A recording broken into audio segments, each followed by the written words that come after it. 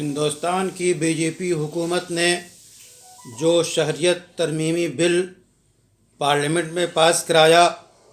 یقیناً وہ ہندوستانی دستور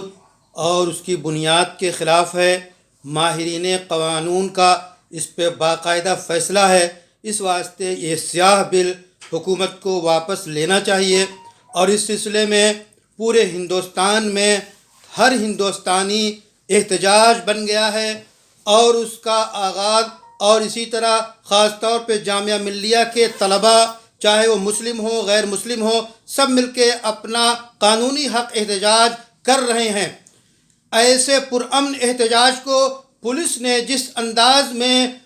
ان معصوم طالب علموں پہ گولیاں برسائیں، لاٹھیاں برسائیں، اور ہاسٹل میں اندر جا کر باقاعدہ گھس کر ان کی پٹائی کی اور ان پہ ظلم کیا، اس کی مذمت کی جاتی ہے۔ اور ملک کے وزیر داخلہ کی اولی ذمہ داری بنتی ہے کہ فوری طور پہ ان حالات پہ کنٹرول کریں، اور احتجاج جو ایک قانونی حق ہے، وہ ہم ہر شہری کا حق ہے، اس کے خلاف جو پولیس نے ظلم ڈھائے ہیں فوراً ان کے خلاف کارروائی کی جائے، ان پہ دفعات جاری کی جائیں اور ان پہ کو سزا دی جائے، اور کوئی ایسا قدم نہ اٹھایا جائے جس سے کسی ہندوستانی شہری کو نقصان پہنچتا ہو، اور اس سیاہ بل کو پہلی فرصت پہ واپس لیا جائے۔ یہی ہر ہندوستانی شہری کی آواز ہے کہ اس شاہی بل کو واپس لیا